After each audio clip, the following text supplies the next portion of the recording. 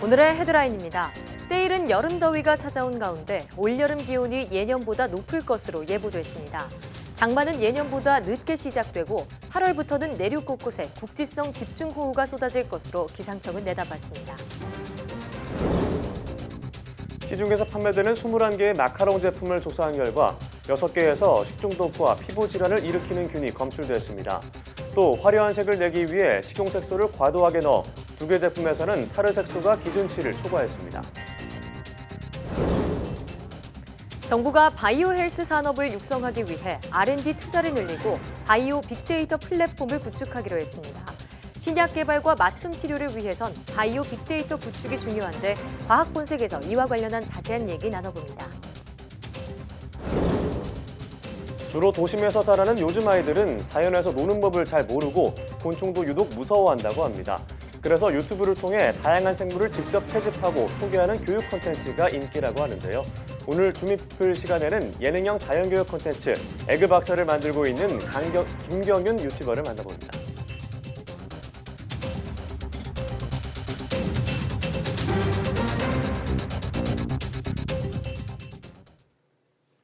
여러분 안녕하십니까? 사이언스 투데이입니다. 올여름에도 예년보다 심한 폭염이 찾아오고 국지성 집중호우가 잦을 것이란 전망이 나왔습니다. 기상청이 발표한 여름 기상 전망에 따르면 올여름 기온은 예년보다 비슷하거나 조금 높을 전망입니다. 기상청은 무더위를 몰고 오는 북태평양 고기압 세력이 일찍 확장하지는 못하지만 중국의 열적 고기압이 영향을 주며 올여름 더위가 예년보다 심할 것으로 보인다고 설명했습니다. 올여름 장마는 예년보다 조금 늦게 시작되고 남부지방에 집중호우가 쏟아질 가능성이 클 것으로 보입니다. 8월부터는 무더위 속에 내륙 곳곳에 게릴라성 호우가 쏟아지겠고 태풍은 예년과 비슷한 수준인 1개에서 3개 정도가 영향을 줄 전망입니다. 오늘 오전 11시를 기해 경기도 지역에 올해 첫 폭염주의보가 내려졌습니다. 기상청은 경기도 여주와 가평, 양평, 이천 지역에 폭염주의보를 발령한다고 밝혔습니다. 중부 지역에 폭염특보가 내려진 것은 이번이 처음입니다. 남부지방도 대구와 경남북 6개 지역에 이어 폭염주의보가 확대됐습니다. 대상 지역은 울산과 경남 합천, 함안, 밀양, 경북은 청도, 경주, 포항, 영덕 등 13개 지역입니다. 기상청은 이 지역에 33도를 웃도는 폭염이 내일까지 이어질 것으로 전망했습니다. 폭염특보가 내려지면 노약자는 한낮 외출을 자제하고 건강한 성인도 물을 자주 마시는 등 건강에 유의해야 합니다. 시중에서 판매되는 마카롱의 일부 제품에서 식중독균과 기준치를 넘은 식용색소가 검출됐습니다. 달걀과 우유 등이 들어가서 상하기 쉬운 데다 화려한 색을 내기 위해 식용색소를 과하게 넣었기 때문인데 여름철을 앞두고 개선이 필요해 보입니다. 신윤정 기자가 보도합니다. 다양한 맛과 화사한 색감의 프랑스식 과자 마카롱. 몇 년 전부터 국내에서 큰 인기를 끌면서 카페는 물론 백화점과 온라인에서도 판매되고 있습니다. 색깔이 좀 화사하기도 하고 피곤하면 이렇게 초콜릿이나 먹듯이 마카롱을 먹으면 약간 이제 기운이 나는. 그런데 시중에서 팔리는 마카롱 10개 가운데 4개꼴로 식중독균과 기준치를 초과한 타르색소가 검출됐습니다. 한국소비자원이 유명 백화점과 온라인 쇼핑몰에서 많이 판매되는 21개의 브랜드를 조사한 결과 온라인몰 6개 제품에서 황색 포도상 구균이 검출됐습니다. 동물과 사람의 피부 등에 널리 분포하는 균인데 식중독과 피부 질환을 일으킬 수 있습니다. 마카롱을 제조하거나 보관하는 과정에서 위생관리에 문제가 있었던 것으로 보입니다. 마카롱은 달걀 흰자 등으로 만든 쿠키 사이에 크림 등 다양한 재료가 들어가는데도 과자류로 분류돼 인터넷에서 판매되는 경우가 많습니다. 온라인몰 업체들이 판매하는 과자류는 빵류 등과 달리 주기적으로 식약처의 검사를 받지 않습니다. 이 밖에도 유명 백화점에도 입점해 있는 수제 마카롱 업체 등 2개 브랜드는 기준치를 넘은 타르색소를 사용한 것으로 나타났습니다. 영국이나 EU에서는 이 황색 제4호, 황색 제5호, 적색 제40호 등의 색소가 어린이 행동이나 주의력에 영향을 줄 수 있다고 보고 그래서 제품에 사용했을 경우에 주의 문구를 표시를 하도록 되어 있습니다. 소비자원은 문제가 된 업체들에는 위생관리 개선과 시정을 권고했습니다. 또 마카롱을 포함한 과자류도 품질 검사를 의무화하는 등 소비자 안전 확보를 위한 개선책 마련을 관계부처에 건의하기로 했습니다. YTN 신윤정입니다. 미국으로부터 집중 포화를 맞고 있는 중국 통신장비 업체 화웨이의 입지가 갈수록 위축되고 있습니다. 영국의 대표적인 반도체 설계 업체와 이동통신 업체들도 화웨이와의 거래 중단과 함께 제품 출시 보류에 나섰습니다. 조수현 기자가 보도합니다. 영국의 세계적 반도체 설계 업체인 ARM이 지난 16일 화웨이와의 사업 중단을 직원들에게 지시했다. 영국 BBC가 ARM의 내부 문서를 입수해 보도한 내용입니다. 유효한 계약과 지원 서비스 등 모든 업무를 중단하도록 하고 규정 위반 시 법적 책임이 따를 수 있다는 경고를 내렸다는 겁니다. 이런 조치는 미국 정부의 최신 규제를 준수하기 위한 것으로 전해졌습니다. ARM의 설계가 미국의 원천 기술을 포함하고 있어 미 상무부의 거래 제한 조치에 영향을 받기 때문으로 보입니다. 영국의 최대 이동통신사인 EE도 보안에 관한 신뢰를 확보하기 전까지 화웨이의 5G 스마트폰 개통을 중단한다고 밝혔습니다. 또 다른 영국 이동통신사인 보다폰도 화웨이 5G 기기의 불확실성이 있는 한 사전 예약 주문을 받지 않기로 했다고 발표했습니다. 영국 기업들의 조치가 장기화할 경우 화웨이에 매우 심각한 타격을 줄 수 있다는 전망이 나옵니다. 미국에서는 화웨이를 계속 압박하는 목소리가 나오고 있습니다. 트럼프 미국 대통령의 책사로 불린 스티븐 배넌 전 백악관 수석 전략가는 화웨이를 미국과 유럽 시장에서 몰아내는 게 미중 무역 협상보다 10배는 중요하다고 말했습니다. 나아가 배넌은 중국 기업들의 미국 자본시장 접근을 막아야 한다며 기업 공개 차단 등을 다음 단계 조치로 제시했습니다. YTN 조수연입니다. 뿐만 아니라 일본의 주요 이동통신사들도 중국 화웨이 스마트폰 발매를 무기한 연기한 가운데 전자제품 제조사 파나소닉이 화웨이와의 거래를 중단하기로 했습니다. 파나소닉은 미국 정부가 화웨이 제품에 대해 수입 금지 조치를 한 것과 관련해 이 조치의 대상 제품에 대해 화웨이와의 거래를 중단하기로 했다고 밝혔습니다. 파나소닉은 현재 미국 조치의 자세한 내용을 확인 중이라며 그 조치 내용을 준수할 수밖에 없다고 설명했습니다. 앞서 일본 이동통신사인 KDDI와 소프트뱅크는 24일로 예정됐던 화웨이 스마트폰 신제품 발매 계획을 중단한다고 밝혔습니다. 다른 이동통신사인 NTT 도코모 역시 올해 여름 발매 예정이었던 화웨이 스마트폰 예약 접수 중단을 검토하는 것으로 알려졌습니다. 국내 연구진이 자연스러운 디지털 홀로그램과 초고화질 영상 콘텐츠를 재생할 수 있는 픽셀 기술을 개발했습니다. 한국전자통신연구원은 픽셀 크기와 간격을 마이크로미터 수준으로 줄인 새로운 픽셀 구조를 구현했다고 밝혔습니다. 연구팀은 픽셀을 수직으로 쌓은 방식을 활용해 픽셀 사이 간격을 획기적으로 줄임으로써 현재 초고해상도 TV로 여겨지는 8K UHD TV보다 250배 이상 초고화질을 구현하는 것이 가능해졌다고 설명했습니다. 연구팀은 현재 본 기술을 적용한 패널을 개발하고 있으며 홀로그램 영상 크기도 20인치급으로 키울 계획입니다.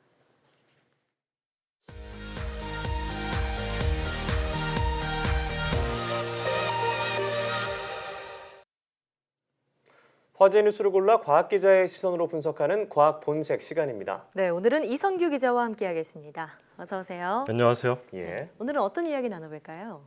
문재인 대통령이 충북 오성에서 이 바이오헬스 산업 혁신 전략을 발표했었는데 예. 예. 이와 관련한 내용 준비했습니다. 네, 혁신 전략 가운데 여러 내용이 포함되는데 그 가운데 이제 바이오 빅데이터 구축은 리포트에서 설명을 해드렸고 네. 오늘은 어떤 내용을 말씀해 주실 건가요? 아무래도 이 바이오헬스 산업의 꽃이라면은 역시 신약 개발을 꼽을 수 있을 것 같아요. 네. 예. 이 바이오 빅데이터 구축도 결국은 이 신약 개발을 위한 전초전이다 이렇게 말할 수 있는데요. 이 신약 개발은 통상 한 10년 정도 기간이 걸리고 비용도 한 1조 원 이상 정도가 들어가는데 예. 네. 이 성공 확률이 한 10,000분의 1도 안 돼요. 어. 굉장히 리스크가 큰 그런 산업이죠. 네. 그래서 이런 위험을 어떻게 줄이느냐 하느냐가 결국에 이 신약 개발의 성공의 열쇠다 네. 예. 이렇게 볼 수가 있는데 이런 위험은 줄이고 성공 확률을 높이기 위해서 신약 개발에 인공지능을 투입하겠다 이런 내용이 그 혁신 전략에 포함이 돼 있었죠. 네, 자 신약 개발의 리스크를 줄이기 위해서 인공지능을 투입하겠다고요. 인공지능이 투입이 되면 장점이 있나 보죠? 신약 개발의 이제 첫 단계는 질병 치료에 효과가 있을 만한 그런 후보 물질들을 찾는 것부터 시작을 하거든요. 네. 예. 그러면 지금까지는 이제 실험실에서 사람이 일일이 다 하나씩 그 후보 물질을 테스트를 해봤던 예. 거죠. 사람이요. 예. 굉장히 시간이 오래 걸리고 네. 이게 뭐 부족할 수도 있죠. 그런데 이제 이 작업을 인공지능한테 맡기겠다. 아. 뭐 이런 내용인데 그러면 이제 기간과 비용을 대폭 줄일 수 있다. 이렇게 되는 거죠. 이제 네. 미국의 한 인공지능 업체, 이 아톰 와이즈라는 회사인데 이 회사가 이제 시중에 판매되고 있는 약들을 대상으로 한번 그 인공지능을 돌려봤어요. 예. 네. 하루 만에 에이즈에 효과가 있을 것 같은 약을 2개를 찾아냈었죠. 에볼라에 효과가 예, 있으려면. 있을 것 같은 예. 후보 물질을. 물론 이 인공지능이 발굴했던 그 후보 물질이 지금 신약으로 승인을 받은 건 아닌데 네. 이 사례는 그 인공지능이 신약 개발에서 얼만큼 중요한 역할을 할 수 있는지를 보여주는 그런 대표적인 사례라고 할 수가 있습니다. 네, 뭐 효율적인 측면에서 사실 비교가 안 될 정도인데요. 자, 인체 장기를 모사한 장기칩 개발도 지원한다 이런 내용도 있는데 설명 부탁드리겠습니다.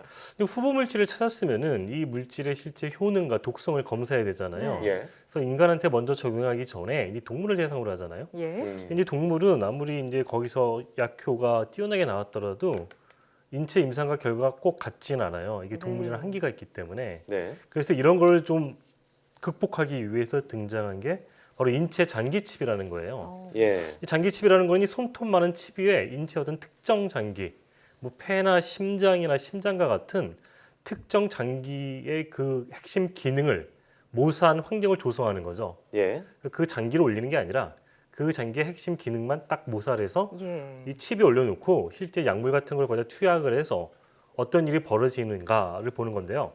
이 장기칩을 이용하게 되면은 이제 동물 실험을 대체할 수 있다는 장점이 하나가 있고 예. 아까도 말했지만 이건 인간의 장기를 그대로 모사한 환경이잖아요. 네. 네. 그래서 동물 실험을 하는 것보다 이 실제로 인체 임상을 하는 것과 거의 같은 아. 그런 결과를 얻을 수 있기 때문에 여러모로 신약 개발에 도움이 많이 된다. 이렇게 네. 이해할 수가 있습니다. 자, 인체 장기를 모사한 장기칩 개발 설명을 해주셨고요. 이어서 혁신 신약과 의료기기 개발을 위해서 또 R&D 투자가 확대된다고요? 그러니까 이 바이오 분야의 정부 R&D가 1년에 어느 정도 투자되는지 알고 있나요?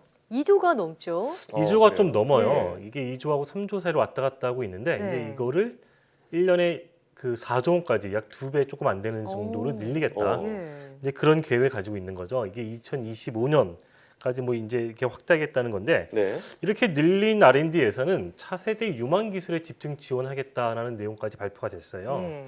이 차세대 유망 기술 뭐 잘 생각이 안 날 수도 있는데 요 조금만 살펴보면은 이제 면역 항암 치료제, 그러니까 면역 세포를 이용해서 암세포를 치료하는 예. 이게 지난해 노벨 생리의학상을 받았죠. 3세대 항암 예. 치료제였죠. 그래서 이런 거를 활용한 어떤 표적 항암제 뭐 개발을 한다거나 뭐 줄기세포 치료제는 우리나라가 뭐 전 세계 선두주자이긴 한데 네. 이 줄기세포를 이용한 재생의료나 뭐 바이오의약품 등이 차세대 유망 기술로 꼽히고 있죠. 이런 데 집중적으로 투자를 한다 뭐 이런 계획이 발표가 됐고 네. 예. 아까도 이제 그 인공지능을 잠깐 언급을 했는데 이 신약 개발의 어떤 성공을 높이기 위해서 이 우수물질 선별을 뭐 벤처 투자와 공동으로 뭐 하겠다 네. 뭐 이런 것도 포함이 돼 있고 예. 근데 범부처 R&D 협업도 공동으로 기획을 하겠다 어. 네. 이런 내용이 포함이 돼 있습니다. 네. 이 신약 개발을 보면은 이게 이제 뭐 과기부, 복지부, 식약처 여러 부처가 관련돼 있기 때문에 그렇군요. 이게 범부처 협업도 굉장히 중요하거든요. 네. 예, 그렇군요. 자, 이번 혁신 전략 발표 이후에 뭐 바이오 업계는 일단 환영의 뜻을 비췄죠. 뭐 굉장히 고무적이다 이런 내용인데, 자, 다만 이게 실제 성과로 나타내기 위해서는 좀 규제 개선이 필요하다 이런 목소리도 있어요. 어떤 일단 그 얘기가 바이오 오갔나요? 업계 반응을 좀 들어보면은 예, 사실은 이렇게 대통령이 바이오 헬스 분야를 이렇게 언급한 적이 없었어요. 역대 예. 정권에서. 그러니까 이건 이제 대통령 차원에서 나온 발언이니까 바이오업계에서는 상당히 이걸 환영하고 굉장히 뜻깊은 일이다라고 고무적이다. 평가를 하고 있죠. 예. 특히 충북 오송이 이제 바이오 메카로 불리는 동네인데 네. 네, 그 지역 경제 활성화 효과도 있고 바이오업계는 굉장히 긍정적으로 평가를 하고 있지만 다만 이 바이오 분야의 특성상 R&D 개발이 굉장히 기간이 오래 걸리고 네. 투자 비용도 많이 들어가는데 그에 비해서 성공 확률이 굉장히 낮다고 얘기했잖아요. 그래서 예. 이런 특수성 때문에 여러 가지 그 단계별로 부처가 이렇게 꼼꼼하게 관여하고 있어요. 그래서 규제가 굉장히 심하고 이게 사실은 다 필요한 규제이긴 하지만 이게 이제 업체 입장에서 보면은 어떤 R&D 개발을 좀 더디게 하는 요인으로 작용하고 있다. 그래서 좀 이런 혁신 전략이 실질적인 성과를 이어지기 위해서는 어떤 그런 규제를 좀 대폭 풀어줘야 되는 거 아니냐 이런 의견을 내놓고 있는데요. 예. 인터뷰 들어보겠습니다. 퍼스트 무버로서의 적합한 규제와 여러 가지 제도적 보완들이 필요하거든요. 그런 의미에서 본다면 어저께 얘기했던 그런 바이오 산업 발전 전략이 좀 더 확대되고 산업으로 이어지려면은 네거티브 규제와 같은 형태의 새로운 산업들이 시장에 진입하기 원활한 그런 규제화를 돼야 되는 겁니다. 그러니까 이번 혁신 전략 안에도 네. 이렇게 규제를 풀어주는 내용이 포함이 돼 있긴 했었는데 사실은 이제 그렇게 풀어주는 것보다는 뭔가 좀 더 획기적인 수준에서의 좀 규제가 풀려야 되는 거 아닌가. 근데 그러기 위해서는 관계부처였던 지속적인 관심과 네. 이 민간 기업과의 협업이 계속돼야 된다. 뭐 이렇게 네. 볼 수 있을 것 같습니다. 자, 방금 또 인터뷰 중에 네거티브 규제가 나왔는데 안 되는 것만 아니라면 다 되게 하자 그렇죠. 이런 얘기잖아요. 예산 확충과 규제 개선이 적절히 조화를 이루어서 국내 바이오 산업의 혁신을 이끌기를 기대해 보도록 하고요. 이어서 다음 소식으로 넘어가 보겠습니다. 다음은 외신 소식을 가지고 나오셨네요. 스페이스X가 미 국방부를 상대로 소송을 제기했다고요? 이 스페이스X 창업자가 일론 머스크잖아요. 예. 이 친구가 미국에선 기리나로 불리는 친구잖아요. 네. 그래서 그렇죠. 스페이스X가 뭐 이렇게 좀 탈도 많고 여러 가지 잡음이 많은 회사인데 이 일론 머스크가 너무 이렇게 우주 사업을 부풀려서 이렇게 뻥튀기 하는 거 아니냐. 뭐 이런 비판도 있었고 그래요. 사실은 이 스페이스X가 이제 재활용 로켓으로 유명해진 회사인데 그 펠컨 로켓을 사용하고 예. 있는데 이 로켓이 사실은 4번 연속해서 실패했어요. 예. 예. 그 회사가 사실은 파산 위기 직전까지 몰렸는데 네. 2008년도에 예, 그 당시에 몰렸었는데 거의 기적적으로 그 2008년 말에 이 나사의 어떤 그 발사 계약을 따내면서 이 가사 회상이 있었죠. 예. 스페이스X가 뭐 그런 일을 겪으면서 여러 가지 또 잡음이 있었는데 네. 올해 1월에는 또 직원들을 감축을 했어요. 불과 얼마 그러면서 전이네요. 이제 뭐 회사가 이제 또 망하는 거 아니냐. 그러게요. 그런 또 풍물이 돌았었는데 네. 예. 이 회사가 이제 그 지난해 20억 달러 하나로 약 한 2조 4천억 정도 되는데 영업이익을 낸 것으로 이제 또 밝혀졌어요. 네. 그러면서 이제 이런 우려를 말끔히 씻기도 했었는데 어떤 그런 승승장구를 좀 시기한다고 해야 될까요? 좀 네. 미 국방부가 추진하는 그런 발사 계약에서 이렇게 좀 빠지게 되는 그래요. 그런 불운한 일이 생겼던 거죠. 앞서 말씀하신 뭐 4번의 발사 실패 때 2008년도에 파산 위기였다가 이게 그 직전에 바로 그 나사와 계약을 체결했다고 해요. 그 15억 달러, 우리 돈으로 1조 7억 원. 엄청난 네. 액수죠. 예. 예. 예. 규모를 계약을 따내면서 기사 회생했는데 자, 이 정도로 좀 미국 정부와 좋은 관계가 아니었나 그러게요. 싶은데요. 왜 사실 계약이 안 이제 됐을까요? 미국에 여러 굉장히 많은 우주 기업들이 있는데 예. 이 스페이스X가 참 이 미국에서 지금 굉장히 유명 스타급이니까 네. 네. 그 미국 정부들하고 사실은 굉장히 친밀한 관계를 유지하고 있는 것도 그러게요. 사실이에요. 예. 네. 근데 그렇게도 볼 수가 있는데 이번 사례를 보면은 또 꼭 그렇지만은 않은 거 아닌가 이렇게 볼 수 있을 것 같아요. 이 그래요. 프로젝트가 이 미 공군이 추진하고 있는 건데 이제 발사 서비스를 대행해 주는 거죠. 예. 규모가 한 20억 달러 정도 돼요. 네. 굉장히 큰 금액인데 네. 이제 여기에는 그 스페이스X의 경쟁사로 주로 꼽히는 그 아마존의 블루 블루 오리진이잖아요. 오리진이요. 그 베조스가 만든 그 우주 기업. 예. 이 블루 오리진을 비롯해서 이 노스롭 그루먼 이라고 원래 전통적인 미국의 강자가 있어요. 이 우주 기업 중에. 예. 그다음에 유나이티드 론치 얼라이언스 등 이렇게 3개 업체가 참여를 했어요. 네. 이 유나이티드 론치 얼라이언스는 이 보잉과 로키드 마틴이 합작해서 만든 조인트 벤처. 예. 이것도 로켓을 만드는 회사죠. 로켓 업체군요. 이 보잉하고 로키드 마틴이 원래 이 비행기 만드는 업체인데 네. 이 로켓을 전문적으로 만들겠다. 둘이 같이 합작해서 만드는 회사거든요. 네. 그래서 이제 이 3개 업체가 여기에 계약에 참여하게 된 거예요. 이제 그러다 보니까 음. 스페이스X가 자기만 이렇게 좀 쏙 패싱이 된 빠지니까. 거잖아요. 예. 그래서 약간 좀 이거 뭐가 좀 이상하다. 그래서 미 어. 국방부를 상대로 소송을 제기한 게 이제 언론 보도를 통해 밝혀진 거죠. 그렇군요. 그런데 이 프로젝트가 미 국방부가 추진하는 게 로켓 프로젝트라고 하던데요. 구체적으로 설명해 주시죠. 그러니까 사실은 이제 미 공군이 이 러시아의 어떤 특정 로켓을 이용해서 발사를 해오고 있다가 예. 이제 좀 러시아만 계속 쓰면 좀 그렇잖아요. 자기 나라도 아니고. 네. 그렇죠. 미국 기업으로 이제 좀 바꿔야 되겠다. 그래서 이제 입찰 같은 걸 했던 거죠. 예. 그래서 미국 기업과 합작으로 추진하겠다는 게 이 프로젝트 핵심인데 예. 사실상 그래서 지난해 10월에 이 공군과 블루오리진 등에서 아까 언급한 3개 업체가 계약을 체결한 거예요. 그래서 이제 그 결과로 이 ULA, 그 유나이티드 론치 얼라이언스, 얘는 로켓 개발에 한 9억 7천만 달러, 노스만 그루mov은 한 8억 달러, 블루오리진이 한 5억 달러 정도의 예산을 받기로 됐다. 네. 이제 스페이스X가 이제 이 사실을 알고 나서 이건 뭔가 좀 잘못됐다. 공정 경쟁이 아니다. 좀 이런 주장을 했고 또 자사보다 기술력이 떨어진 기업이 포함된 거 아니냐. 뭐가 좀 이상하다. 예. 돌려 말했는데 이제 그 기업은 예. 결국 이제 라이벌인 블루 오리진을 좀 블루오리진은요. 꼬집은 거 아니냐. 아. 뭐 이렇게 지금 추정되고 있습니다. 자, 그렇군요. 자, 이 소송 자체가 뭐 기밀 사항이어서 극비 소송으로 진행된다고 해서 결과는 뭐 어떻게 나올지 모르겠지만 네. 자, 이런 민간 우주업체 간의 경쟁이 좀 어떻게 될지 지켜볼 만할 것 같습니다. 오늘 말씀 고맙습니다. 잘 들었습니다.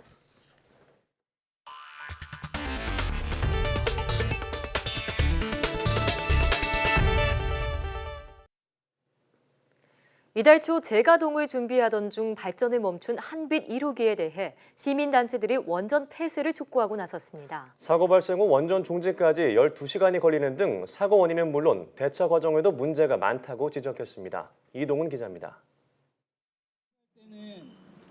한빛 1호기에 대한 특별조사가 시작되면서 원전 정지 과정에 대한 논란이 이어지고 있습니다.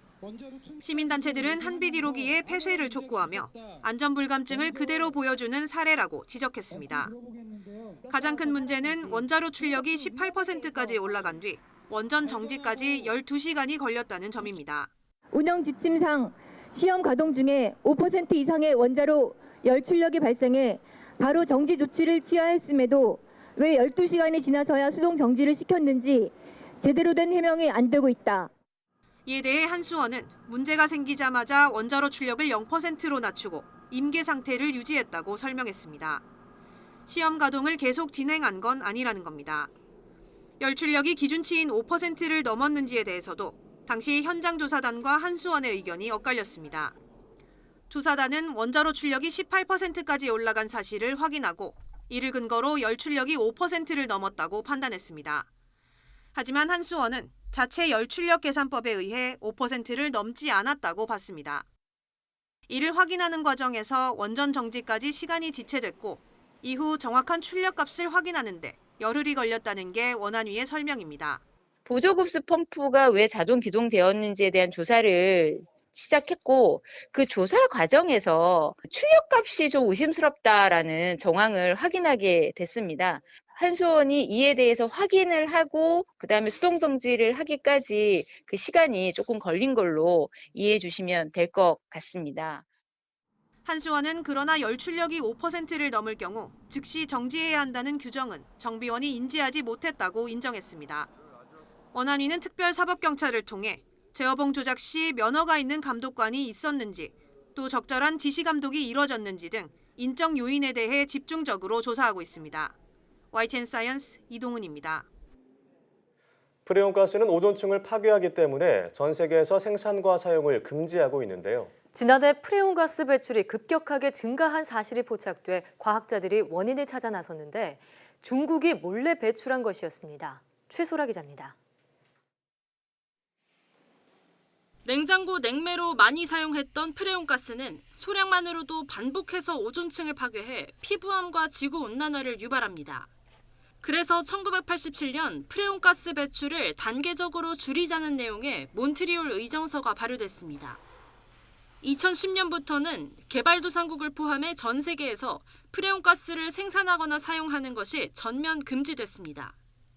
그런데 몬트리올 의정서 이후 감소하던 프레온가스 배출량이 지난해 갑자기 폭증했습니다. 국제공동연구진의 조사 결과 증가량의 절반 이상이 산둥성과 허베이성 등 중국 동부에서 배출된 것이었습니다.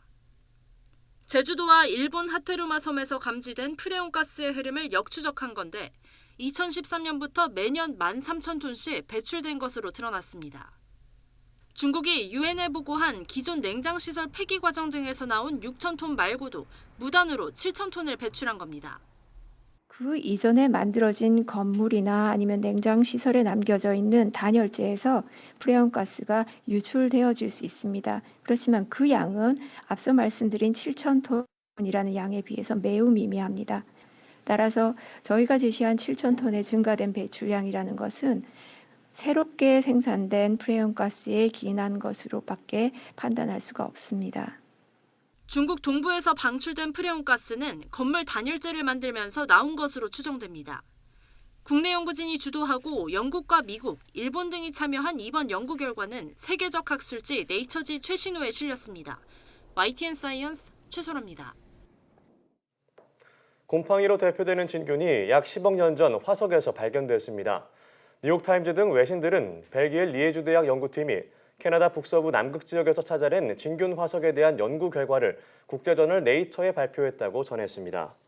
연구 내용을 보면 이 진균 화석은 오늘날 진균과 마찬가지의 형태로 발견됐으며 강이 바다로 흘러가는 지점에서 약 9억에서 10억 년 전에 화석이 된 것으로 보입니다. 현재까지 가장 오래된 진균 화석은 1900년대 초 스코틀랜드에서 발견된 약 4억 700만 년 전 것입니다. 연구팀은 진균의 상당수가 동식물과 공생관계를 형성하는 만큼 약 10억 년 전에 진균이 존재했다는 점에서 동물도 마찬가지일 가능성이 있다고 덧붙였습니다.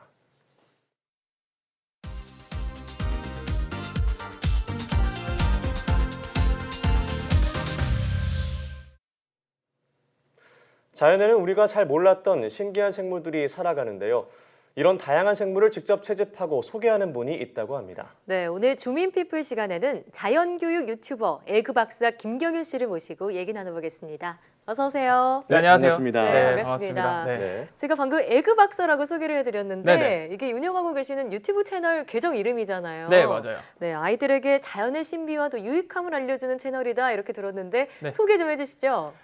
네, 에그 박사 컨텐츠를 간단하게 말씀드리면요. 저는 예능형 자연 교육 컨텐츠라고 할 수 있습니다. 예. 네. 다양한 자연 친구들을 저희가 소개를 하고요. 일단 자연에서 노는 방법을 저희가 알려주는 영상이라고 보시면 될 것 같아요. 네.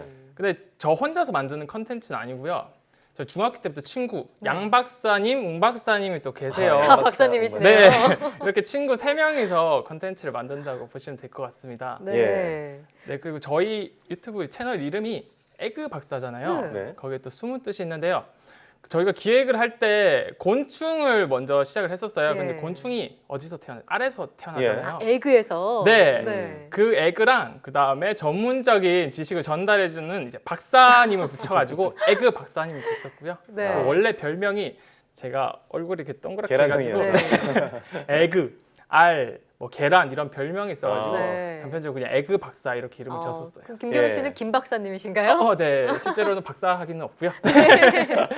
예, 그렇군요. 저도 이제 인터뷰 한다 그래서 봤는데 너무 네. 영상이 재밌는 거예요. 재밌더라고요. 그래서 저도 구독자가 됐습니다. 감사합니다. 예. 이번에 최근에 18만 명 구독자가 넘으셨다고 해서 일단 축하를 드려야 될 것 네, 같아요. 축하드려요. 축하드리고요. 네. 자, 저희 YTN 사이언스보다는 조금 안 되시지만 네. 네, 분발하시면 좋을 것 같습니다. 자, 그런데 이제 이 키즈 콘텐츠잖아요. 아무래도 네네. 아이들이 좀 좋아할 만한 이 영상을 좀 제작하게 된 좀 계기가 있을까요? 계기는 일단은 그 양 박사라는 친구가요. 먼저 제안을 했었어요. 그리고 저희가 시작할 때쯤에 카페나 식당 같은 데 가면은 이제 어린 친구들이 뭘 계속 보고 있더라고요. 근데 그 영상이 뭔지 봤더니 게임이나 애니메이션 맞아요. 영상을 계속 보고 부모님들 식사하고 이렇게 네. 계시더라고요. 그러니까 저희는 어릴 때 이 계곡이나 산에서 진짜 가재 잡고 물고기 잡고 메뚜기 막 잠자 이런 거 네. 잡았거든요. 네, 저도 올챙이 잡고 네. 놀았어요. 네네, 그렇죠. 네. 근데 요즘에 도심에 살고 있는 친구들은 그런 걸 잘 모르고요. 네. 심지어는 메뚜기나 잠자리를 막 무서워하더라고요. 본 적도 잘 없으니까. 네네. 예. 그래서 저희가 자연이라는 친구들이랑 좀 친해질 수 있게끔 네. 한다는 목적으로 이렇게 영상을 제작하게 됐습니다. 네. 그래도 아무래도 정말 주변에 흔치 않은 그런 자연 속의 생물들을 다루시다 보면은 산으로 들로 온갖 데 다 쏟아지고 계실 네네. 텐데 그럼 콘텐츠 만드시는 게 좀 쉽지 않을 것 같다는 생각도 들어요. 어떠신가요? 에피소드가 저희가 진짜 많은데요. 기억에 남는 게 저희가 솥동구리를 찾으러 작년 여름에 제주도에 갔었어요. 제주도로요? 네, 제주도 갔는데 그때 촬영 당일 폭염주의보가 내렸었거든요. 네. 근데 말동에 사는 솥동구리를 찾기 위해서 그 오름이라고 하죠. 오름 오름이요? 전체를 다 뒤졌었어요. 와. 그래가 저희가 하루 이틀 만에 그 애기뿔 솥동구리라는 곤충을 발견해가지고 네. 이제 시청자분들한테 이렇게 보여드릴 수 있었거든요. 네. 저희가 이렇게 아무래도 자연이라는 네. 그 배경으로 콘텐츠를 진행하다 보니까 비가 오면 촬영 못하게 되는 그렇네요. 경우도 있고 그다음에 곤충 먹방을 해야 되는데 곤충들이 또 잘 안 먹는 경우가 있어요. 네. 그러면 또 촬영이 어려워지고 또 길어지고 이런 에피소드가 많이 생기고 있어요. 곤충 그렇군요. 먹방이요. 자, 정말 유튜브 보면은 정말 많은 다양한 생물들이 나오지만 네. 그 중에서 또 애착 가는 동물이 있을 것 같아요. 어떤 네네. 것이 있을까요? 일단 저희가 촬영했던 모든 동물들이 다 애착은 가는데 그 중에서 뽑자면은 일단 가재 채집편이 있어요. 네. 백물에 사는 가재 채집편. 네. 저희가 주로 스튜디오에서 촬영을 하다가 아이들 입장에 서가지고 자연에 나가서 직접 채집 활동을 하면 어떨까 싶어서 이제 직접 나가 채집을 했었어요. 예. 네, 조회수도 괜찮았고 많은 분들 관심도 되게 높았던 네. 그런 이슈가 있었고요. 그 또 하나 제가 기억에 남는 곤충이 있다면은 예. 제가 거미를 되게 무서워하거든요. 네. 근데 거미를 닮은 사슴풍뎅이라는 게 있어요. 거미를 사슴풍뎅이. 닮았다고요? 네네. 그래서 제가 처음에 촬영할 때는 막 손 바들바들 떨면서 막 비명 지르고 예. 이렇게 촬영을 손 떠시네요. 예. 네, 손 막 떨면서 이렇게 못 촬영했어요. 네. 한 번, 두 번 컨텐츠를 이렇게 찍다 보니까 나중에 어. 친해져가지고 막 어. 귀여운 부분이 보이기 시작하더라고요. 예. 그게 곤충에 친해지는 과정을 또 시청자분들한테 또 보여주고 이렇게 하는 컨텐츠가 있습니다. 그렇군요. 자, 그런 거 하면 또 정말 특이하고 정말 신기한 생물들을 만나러 해외까지 다니신다고 들었어요. 네네, 맞아요. 저도 이번에 영상을 봤는데 인도네시아 밀림에 가서 또 아주 특별한 생물을 만나고 네네. 오셨던데 얘도 좀 소개해 주시죠. 저희가 밀림에 갔던 이유는요. 그 코카소스 장수풍뎅이 또는 키론 장수풍뎅이라고 하는 아시아에서 제일 큰 장수풍뎅이가 있어요. 예. 그 친구는 이제 뿔이 이렇게 3개가 달려 있고요. 네. 네. 청동 색깔 빛이 막 있어가지고 굉장히 인기가 많은 친구인데 네. 그 친구는 이제 국내에서 살아있는 상태를 볼 수가 없어요. 아, 우리나라에서는. 네네. 그래서 저희가 직접 가가지고 그 살아있는 코카소스 장수풍뎅이를 한두 마리가 아니고 굉장히 많이 봤었거든요. 정말 크네요. 네. 와. 저희가 저걸 봤을 때 이제 와. 책에서나 영화에서 봤던 그 공룡을 보는 느낌이었었어요. 네. 와, 그래서 되게 손바닥만 신기하고 하네요. 그러게요. 기억이 네. 많이 나요. 또 어떤 생물이 또 기억에 남으시나요? 그리고 난초 사마귀를 혹시 들어보셨어요? 아니요. 네, 사마귀. 난초요? 네, 난초를 닮은 사마귀가 있어요. 진짜 보면은 꽃이랑 분간이 안 갈 정도로 그 위장술이 되게 뛰어나거든요. 오. 그 조그마한 난초 사마귀를 봤을 때 손 위에서 막 너무 이쁘고 귀여워가지고 진짜 만화 캐릭터에서 나오는 것처럼 너무 예쁘게 생겼죠. 진짜 예. 예쁘네요. 그리고 막 오랫동안 손에서 가지고 놀았던 기억이 나요. 네. 이 역시도 인도네시아에서 보신 거예요. 와, 네네네. 신기하게 그렇군요. 생겼네요. 실제로 자, 처음 그런데 봤어요. 이게 딱 저도. 생물들이 다 생소한 곤충들인 것 같아요. 네. 이런 것에 대한 어떤 정보나 자문을 구할 땐 또 어떻게 하시나요? 저도 이제 수많은 곤충이나 동물을 다 알지 못하고요. 네. 네, 저희가 촬영하기 전날에 일단은 다 공부를 하는 편이에요. 제가 어. 일일이 다 공부를 하고요. 그다음에 저희 팀원 중에 웅 박사라고요. 웅 박사. 네, 곤충이나 자연에 대해서 그 응용생물학과를 전공한 친구가 있어요. 좀 더 친숙하군요. 네네, 예. 그 친구한테 자문을 구하거나 아니면은 실제 진짜 박사님 있잖아요. 네. 예. 진짜 박사님께 자문을 구하는 경우가 있습니다. 오. 네. 또 제가 또 유튜브 보면서 기억에 남는 게 사실 오늘도 좀 가지고 나오셨지만 네네. 아크릴로 동물 뭐 곤충 화석을 만드시기도 하고 또 액진 표본을 만드셔서 또 이렇게 네네. 보여주시더라고요. 네. 이걸 어떻게 만드는지가 또 일단 가장 궁금하고요. 그렇죠, 네. 그리고 이걸 또 왜 만드시는지 이유가 있을까요?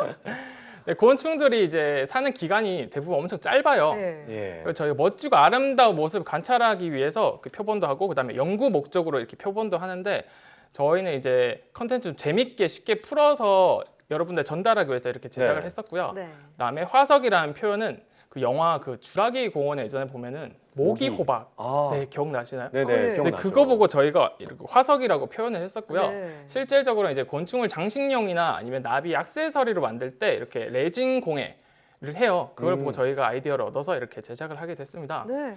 네, 제작하는 거는 진짜 간단해요. 레진 공예 할 수 있는 액체 레진이랑 그다음에 뭐 네. UV 램프만 있으면 누구든지 쉽게 할 수 있고요. 아크릴 그 틀 안에다가 곤충 넣고 아크릴 액체 아크릴 넣고요. 예, 예. 그리고 짜주면 붙이면은 되는군요. 끝납니다. 아, 생각보다 간단하네요. 네. 네네. 굳힐 땐 네. 저렇게 뭐 램프를 쓰나 봐요. 오늘 또 갖고 오신 게 있는데 한번 볼 수 있을까요? 네네. 예. 보이시나요? 카메라로 저희가 잘 보이게. 예. 와. 실제로 이렇게 만들었던 이제 표본이고요. 이게 와. 저희가 지칭하는 게 이제 곤충 화석이라고. 네. 이건 어떤 곤충이죠? 요거는 이제 아까 말씀드린 코카소스. 코카소스 장수풍뎅이. 네. 바로 아시네요. 네. 요거는 아시죠? 정갈인가요? 네, 아. 정갈을 이렇게 저희가 표본을 해가지고 화석이라면서 이렇게 재밌게 저도 컨텐츠 한번 만져볼 수 있을까요? 네, 이거. 와, 진짜 크네요. 네. 엄청 크죠. 와. 진짜 손바닥만 해요. 네. 너무 커서 튀어나왔어요, 지금. 그러네요. 그러네요. 튀어나오네. 와, 신기합니다. 네. 네, 감사합니다. 자, 정말 실제로 보니까 너무나 신기한데 네. 참 유튜브를 진행하시면서 참 보람된 일들이 있을 것 같은데요. 네. 어떤 일이 있고 또 앞으로 계획은 어떤 것이 있는지 좀 부탁드리겠습니다. 네, 일단은 집에서 제 기억에 많이 남았던 게 이제 메일이나 댓글로 감사의 표현을 많이 받았었거든요. 예. 집에서 이제 노는 집순이였어요. 딸이 집순이었는데. 집돌이였겠죠? 아, 딸이요? 따님이었어요. 네. 집순이었는데 저희 영상을 보고 엄마 손잡고 아빠 손잡고 자연으로 가서 곤충 잡으러 가자.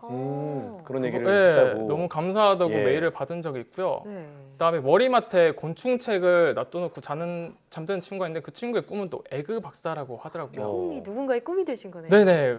그럴 때마다 제가 보람도 되지만 어깨가 무거워지고 책임감을 많이 느끼고 있습니다. 그럴 것 같아요. 네. 또 앞으로의 계획은요?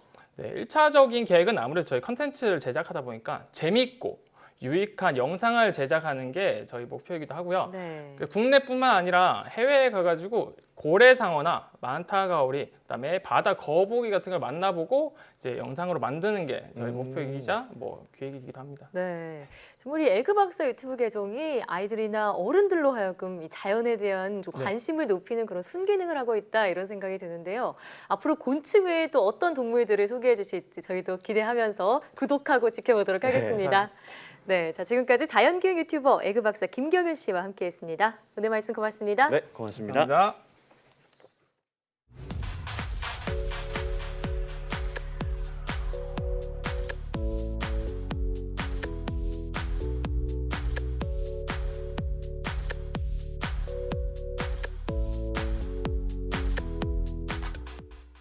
네, 최근 큰 인기를 끌고 있는 유튜버 중에는 과학을 주제로 한 콘텐츠를 만드는 이들도 있습니다. 네, 누구나 부담 없이 재미나게 과학을 접하길 바라며 시작한 과학 유튜버들인데요. 네, 그중에서도 과학쿠키나 1분 과학과 같은 채널은 벌써 수십만의 구독자를 확보할 정도로 대중에 널리 알려져 있는데요. YTN 사이언스 유튜브 계정 역시 구독자 20만 명 돌파를 눈앞에 두고 있습니다. 과학이 어렵고 또 따분하게 느껴진다면 이처럼 쉽게 접할 수 있는 과학 콘텐츠를 통해서 흥미를 가져보는 건 어떨까요? 네, 사이언스 투데이 오늘 저희가 준비한 소식은 여기까지입니다. 함께해 주신 여러분 고맙습니다.